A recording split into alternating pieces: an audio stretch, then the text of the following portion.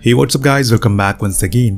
क्या हो अगर आप कहीं जा रहे हो और इस बीच आपने एक शॉर्टकट ले लिया हो, लेकिन आगे जाने पर वही शॉर्टकट आपकी जिंदगी का सौदागर बन जाए। कहानी की शुरुआत होती है कैथी नाम की औरत से, जो अपनी बेटी लिजी के साथ रहती है।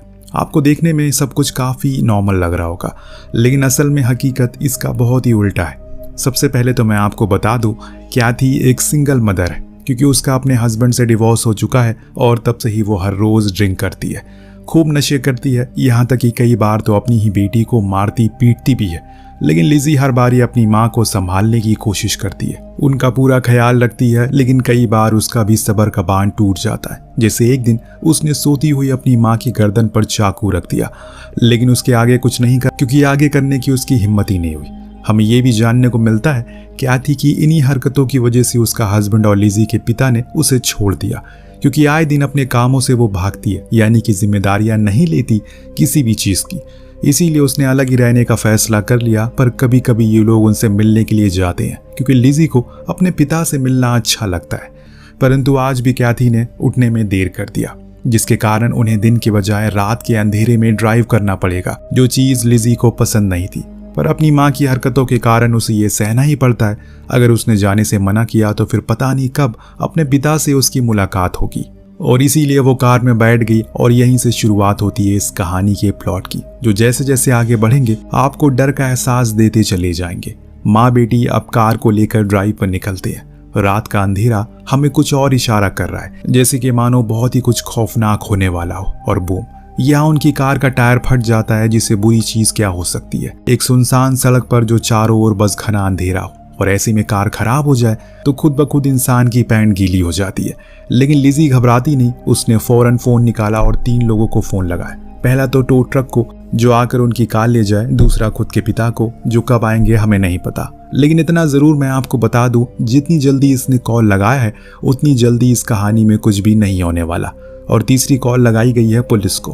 अब यहाँ ये दोनों समझने की कोशिश कर रहे हैं कि अचानक इनकी कार का टायर फट कैसे गया। सब कुछ तो ठीक था, तो कैथी ने बाहर जाकर देखने का सोचा, जो कि सही भी था और गलत भी। ऐसा मैं क्यों कह रहा हूँ ये आपको पता लगेगा। अब ये दोनों माँ बेटी बाहर आई तो इन्हें पता लगा इनकी कार से असल में एक वॉल्व टकराया था।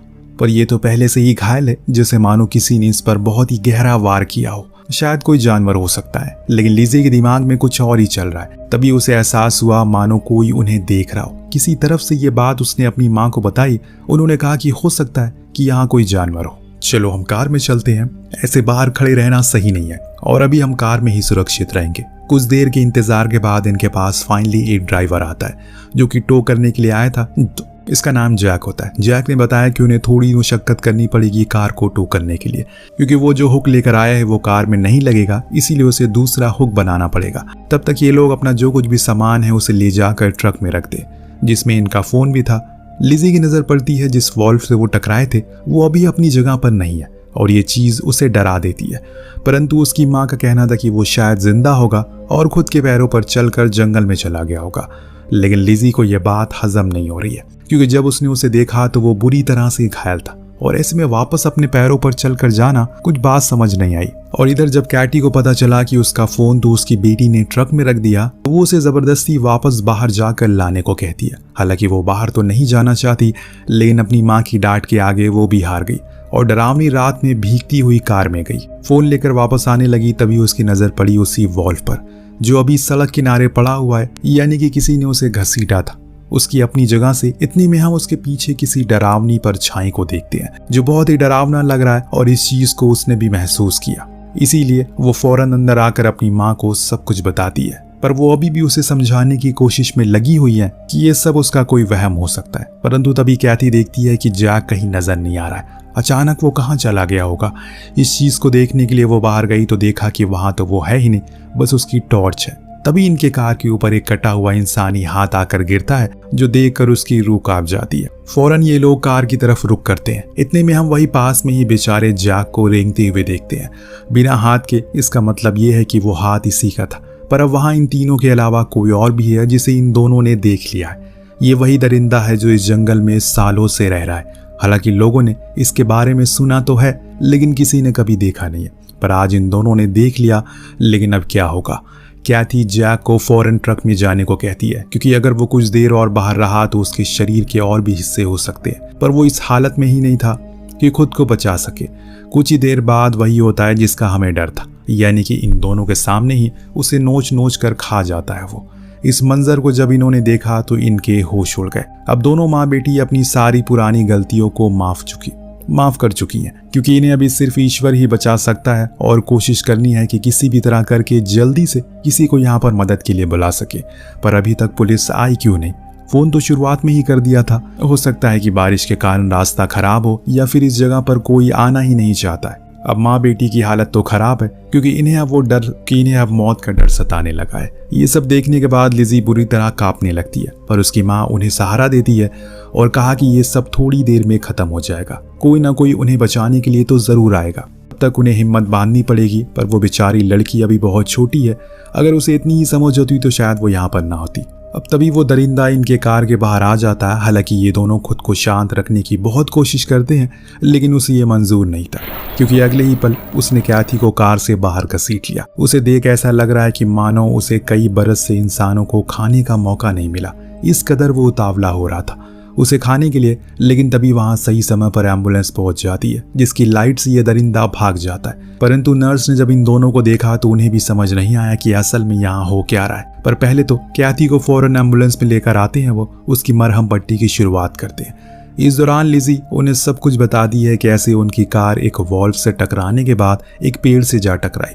पर उसके बाद हमारा सामना एक अजीब से क्रिएचर से हो गया, जो एक आदमी को पहले ही मार चुका है, जो हमारी कार को टो करने के लिए आया था। उसकी इस बात को सुनकर एक नर्स उसे देखने के लिए बाहर जाती है। हो सकता है कि उसके अंदर जान बची हो, लेकिन कुछ ही देर जाने के बाद उसकी लाश एम्बुलेंस की विंडशील्ड पर आकर गिरती है, जो इस बात का सबूत थी अगर आप बाहर निकले तो आपका ऊपर का टिकट कट जाएगा। अपने साथी की ऐसी हालत को देखकर वो भी बाहर जाता है ताकि उसे अंदर ला सके। हालांकि कैथी ने उसे मना किया कि बाहर मत जाओ, लेकिन उसे अपनी साथी की जान बचानी ही थी। हालांकि वो मर चुका है, अगर वो चाहती तो एम्बुलेंस को लेकर जा सकती थी, लेकिन उसके अंदर भी कीड़ा है जो उसे उसकी मौत तक पहुंचा देता है। अब फिर से बस यही दोनों माँ बेटी बच चुके हैं, लेकिन अब इनके पास एक एम्बुलेंस है जिसकी मदद से वो भाग सकती हैं। इसीलिए कैथी ने पूरी कोशिश की कैसे भी करके स्टीयरिंग व्हील तक पहुंच जाए, और इसमें वो सक्षम भी हो जाती है। फिर उसने पूरी स्पीड से उसे भगाना शुरू किया, लेकिन तभी अचानक वो दरिंदा आकर उनकी एम्बुलेंस से जानबूझकर टकरा जाता है, जिससे एम्बुलेंस पलट जाती है और जंगल के अंदर चली जाती है। दोनों ही लड़कियां बहुत बुरी तरह घायल हो चुकी हैं। कैथी सबसे ज्यादा घायल थी। उसने रेडियो का भी इस्तेमाल करने का सोचा, लेकिन एम्बुलेंस में सिर्फ लाइट ही काम कर रही थी। बाकी की चीजें या तो टूट गई है या फिर खराब हो गई है उस टक्कर के बाद। इसीलिए अब यहाँ पर कैथी एक बड़ा सा कठोर फैसला लेती है, खुद को कुर्बान करने का। ये सुन उसकी बेटी ऐसा करने से मना करती है, पर उन दोनों को ही पता है कि कौन पहले मरने वाला है। इसीलिए आप कैथी अपनी बेटी से कहती है कि मैं बाहर जाऊंगी, तब तक तुम लाइट को ऑन कर देना, क्योंकि वो लाइट से दूर भागता है और तब तक तुम पीछे से निकलकर भाग जाना। लिजी मान जाती है। अब यहाँ पर कैथी अपने हाथ में एक मशाल लेकर जंगल की ओर भागने लगती है। कुछ दूर जाने पर उसे मशाल को बुझा देती है, जिससे वो दरिंदा उसके पीछे पड़ जाता है। उसने उसकी आहट को महसूस कर लिया और इसीलिए जल्दी से झपट्टा मारता है। इस बीच लिजी, जो कि एम्बुलेंस में ही थी, बाहर आ जाती है, तो वहीं कैथी और उस दरिंदे के बीच सिर्फ एक ही हाथ का फासला था। ये पहली बार था जब उसने उतने करीब से उसे देखा था, और हमें भी मालूम पड़ता है कि वो पुरानी कथाओं से निकला हुआ एक शैतान है, जिसे इन घंघोर जंगल में अपने अंधेरे में छुपाकर सदियों से रखा था। लेकिन अब उसकी भूख बढ़ती जा रही है। उसने अब इंसानों पर वार करना शुरू कर दिया। इतने में अचानक से पीछे से हम लिजी को देखते हैं। जी हाँ, वो भागी नहीं थी। उसने फैसला किया किसी भी तरह करके अपनी माँ को बचाएगी। उसने कई बार एक हथौड़े से उस दरिंदे पर हमला किया, लेकिन इसे कोई खास फर्क नहीं पड़ता। ऊपर से वो उसी की ओर बढ़ने लगा, और वो तो सही समय पर लिजी के पास एक टॉर्च थी, तो उसने जल्दी से उसे जला दिया। जिससे हुआ ये कि वो भाग गया, लेकिन जब तक वो अपनी माँ के करीब आती उन्होंने अपना दम तोड़ दिया। जो देख लिजी बहुत रोती है, क्योंकि अब वो पूरी तरह से अकेली पड़ चुकी है। शुरू से ही अपनी माँ से उसे बहुत दिक्कतें थी, लेकिन दिल के एक कोने में उनसे वो बहुत प्यार करती है। इसीलिए तो भागने के बजाय उसने उनकी जान बचाने के लिए सोचा, लेकिन अफसोस कि वो हो ना सका। अब लिजी अकेले जाकर एम्बुलेंस में बैठ जाती है, पर वहां भी वो दरिंदा आ जाता है, क्योंकि उसे पता है कि वो अकेली पड़ चुकी है। लेकिन लिजी अपनी एक टॉय से उसका ध्यान भटकाती है। इस दौरान उसके हाथ एक स्प्रे लग जाता है, जिसे लेकर वो बाहर आ गई और पूरी हिम्मत से उसे आवाज लगाई जिससे कि वो करीब आ सके, और जैसे ही वो करीब आता है वो उस स्प्रे को छिड़क कर उसमें आग लगा देती है, जिससे कि वो तड़प तड़प कर फाइनली मारा जाता है। तो कुछ इस तरह से उसका अंत हो गया, पर अभी भी कुछ सवाल हैं जिनके जवाब हमें नहीं मिले। खैर अब लिज़ी अकेले ही उस जंगल से बाहर आती है और हमें देखते हैं कि सुबह हो चुकी है। जो कॉल उसने शुरू में पुलिस को किया था उन्होंने उसका रिस्पांस क्यों नहीं किया? आखिर वो उनकी जान बचाने के लिए क्यों नहीं आए, बल्कि उसने पहले तो एम्बुलेंस आ गई जिसे बाद में आना चाहिए था। पर सबसे बड़ा सवाल था कि लिज़ी ने जब अपने पिता को कॉल किया तो उन्होंने उसे कहा कि वो जल्दी ही आ रहे हैं, पर सुबह हो गई वो क्यों नहीं आए? कहीं वो ये तो नहीं चाहते कि इन दोनों से वो ना मिले तो बेहतर है, या फिर हमें जैसे बताया गया है कहानी में क्या थी, अपनी बेटी पर अत्याचार करती थी, कहीं उसका उल्टा तो नहीं है, उसके पिता ही उसे मारा या पीटा करते थे और नशे में रहते थे। हो सकता है कि कॉल के दौरान वो नशे में और भूल गए हो आना। आपको क्या लगता है? हमें कमेंट करके जरूर बताइएगा। मिलते हैं अगले वीडियो में। Thank you so much watching. Peace out.